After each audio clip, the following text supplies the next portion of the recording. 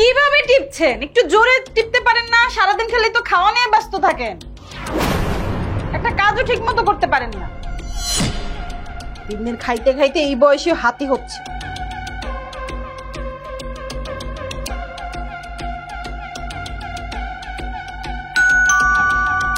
এই আপনার ছেলে শেষ বোধহয়। শোন শোন, এখানে শুয়ে পড়ুন তাড়াতাড়ি তাড়াতাড়ি। আরে শোন না তাড়াতাড়ি, শুইতেও পারে না। মা, আপনার আরাম লাগছে?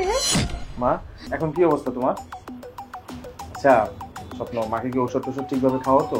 আরে হ্যাঁ, আমি মা সেবা করবো তো কার সেবা করবো? তুমি জানো না, তুমি বোঝো না আমাকে।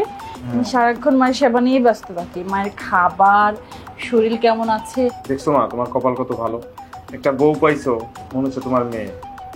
কত সেবা যত্ন করে তোমার। হয়েছে হয়েছে, এত প্রশংসা করতে হবে না। এখন তুমি যাও, ফ্রেশ হয়ে এসো, আমি তোমাকে চা নাস্তা দিচ্ছি। ওকে? আচ্ছা ঠিক আছে, আসি মা।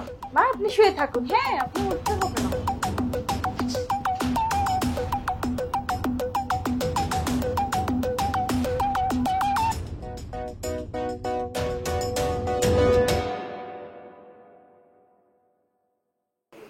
মা, তোমার শরীরের কি অবস্থা বলো তো?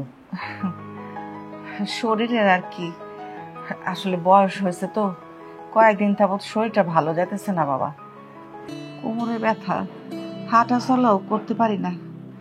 আবার দেখ, এই দুটো হাত দিয়ে না আমি কিছু ধরতে পারি না বাবা। প্রচন্ড কম শক্তি লাগে। কদিন ধরে চোখটাও ঝাপসা হয়ে যেতেছে আমার, ঠিক মতো দেখতে পারি না। কি বলো মা, ডাক্তার তো বলছিল যে 1 মাসের ঔষধ খেলে সব ঠিক হয়ে যাবে। 1 মাসের ওষুধ তো তুমি খাইলা, কি ব্যাপার স্বপ্ন? ও হ্যাঁ হ্যাঁ, বলো। তুমি কি আমাকে ঠিকভাবে ওষুধ খাও না? হ্যাঁ, মাকে তো ঠিকভাবে ওষুধ খাওয়াই, তাই না মা?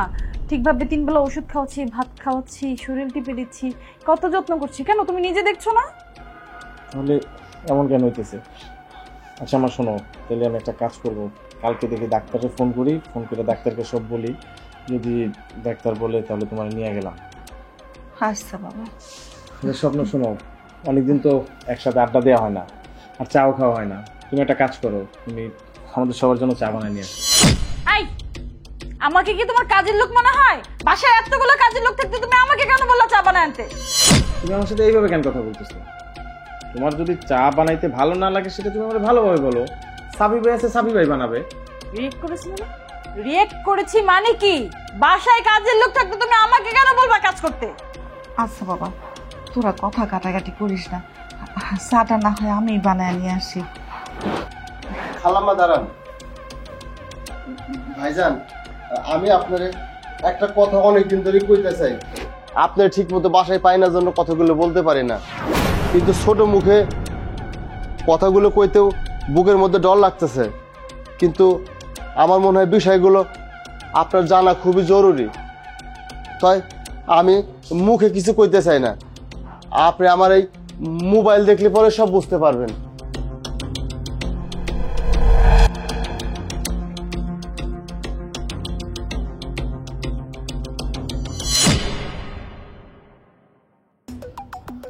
স্বপ্ন, এগুলো কি?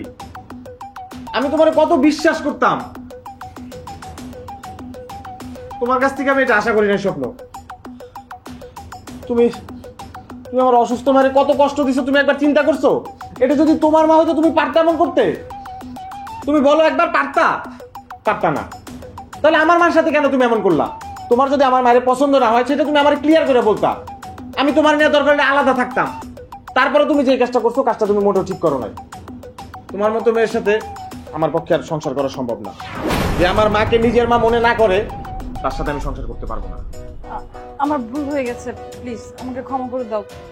আমি এই ভুল আর কখনো করবো না। তুমি এটা ভুল বলতেছো? তোমার লজ্জা করে না? তুমি এটা ভুল বলতেছো? এটা তুমি ভুল করো নাই, তুমি এটা অপরাধ করছো, পাপ করছো। দেখো তোমার আমি ভালো ভালো বলতেছি, প্লিজ তুমি আমার বাসা থেকে চলে যাও। বেরাও, বেরাও। বৌমা দাঁড়াও, শোনো বৌমা, শোন বাবা, আমার মনে হয় বৌমার ভুল বুঝতে পারছে। আমার মনে হয় তোর আরেকবার সুযোগ দেওয়া উচিত। দেখ, সংসারটা কিন্তু খুব সহজেই ভাঙা যাওয়া যায়, কিন্তু জোড়া লাগানো অনেক কঠিন ব্যাপার। তুই একটু বৌমারে আরেকবার সুযোগ দে বাবা। ঠিক আছে মা, তুমি যেহেতু বলতেছো, ওরা আমি শেষবারের মতো সুযোগ দিলাম, কিন্তু ওরা একটু বুঝা টুজা রাখো। নেক্সট টাইম যদি এগুলা করে আমি কিন্তু ওরা মাফ করবো না। তাহলে তোমরা বসো, আমি আজকে নিজের হাতে চা বানিয়ে তোমাদের সবাইকে খাওয়াবো। বসো।